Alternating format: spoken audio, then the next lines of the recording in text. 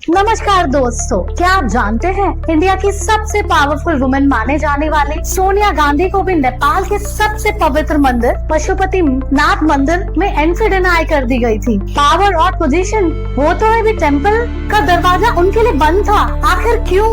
ऐसा क्यों? क्योंकि वहाँ का रूल क्लियर था, सिर्फ हिंदू धर्म वाले ही लोग अंदर जा सकते हैं। और ये कोई छोटी बात नहीं थी। 1988 में नेपाल के राजा वीरेंद्र ने खुद सोनिया गांधी की एंट्री डिनाई की थी, सिर्फ इसलिए क्योंकि वो हिंदू नहीं थी। ये इंसिडेंट दिखाता है कि एशिया में पॉलिटिक्स और रिलीजन कितने स्ट्रांगली जुड़े हुए हैं।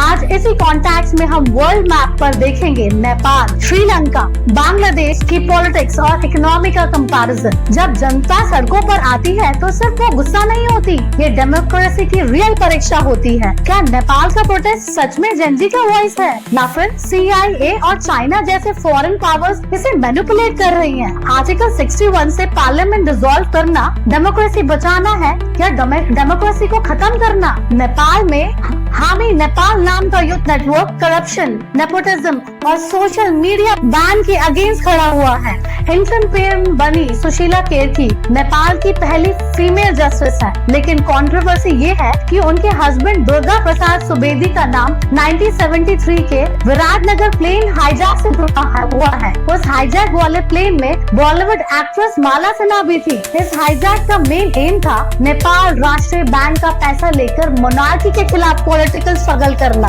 और फंड इकट्ठा करना। असली सवाल, आखिर दुर्गा प्रसाद जी ने प्लेन हाईजैक क्यों किया था? इस पर हम जरूर आपको एक अलग से एक्सक्लूसिव वीडियो बना के देंगे। प्रेसिडेंट रामचंद्र पौडेल ने आर्टिकल 61 यूज करके पार्लियामेंट डिसॉल्व कर दी और पूरे नेपाल में हलचल मच गई। वर्ल्ड मैप पे एक बार नजर डालिए। नेपाल, श्रीलंका और बांग्लादेश तीनों के पॉलिटिकल सिस्टम अलग है, लेकिन इकोनॉमी का पैटर्न ऑलमोस्ट सेम है। नेपाल की GDP ग्रोथ है 3.7%। Remittances from abroad workers, tourism से इकोनॉमी चलती है। श्रीलंका की GDP ग्रोथ है 5%। Tourism plus remittances plus FDI imports, telecom और रियल एस्टेट। बांग्लादेश की है 6.5%। सबसे बड़ा पावर हाउस है माइग्रेंट वर्कर्स की रेमिटेंसेस। पॉलिटिकल मॉडल्स बेशक इन कंट्रीज के डिफरेंट हैं, जैसे कि नेपाल में कम्युनिस्ट रूल चलता है। कम्युनिस्ट रूल मतलब राजा का राज। श्रीलंका में डेमोक्रेटिक रूल चलता है और बांग्लादेश में यूनिलैटरल रूल चलता है।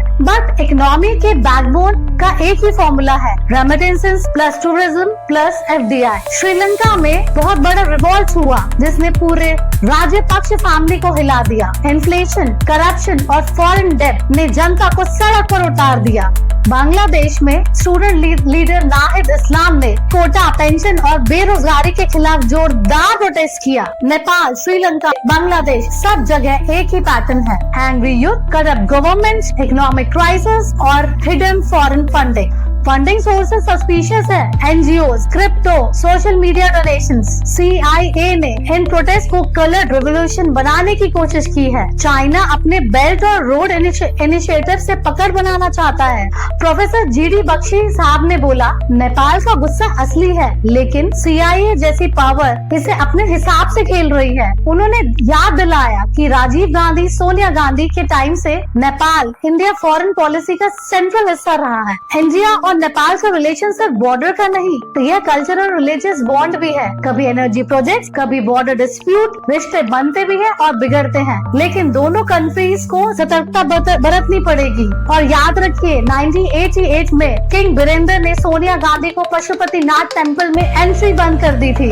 ये इंसिडेंट सिर्फ टेम्पल रूल नहीं, बल्कि नेपाल की सॉवरेनिटी और एशिया की पॉलिटिक्स रिलीजियस डायनामिक्स का सिंबल था। दोस्तों, ये सिर्फ आंदोलन नहीं, ये कॉन्स्टिट्यूशन और डेमोक्रेसी की असली परीक्षा है। अगर आपको सच जानना है तो ये वीडियो ध्यान से देखिएगा, और अगर आपको सोचने पे मजबूर करे वीडियो तो लाइक करें, शेयर करें, कमेंट करें और सब्सक्राइब करना ना भूलें, क्योंकि भविष्य की इस अदालत में सच बोलना, सच सुनना हम सबकी जिम्मेदारी है। धन्यवाद।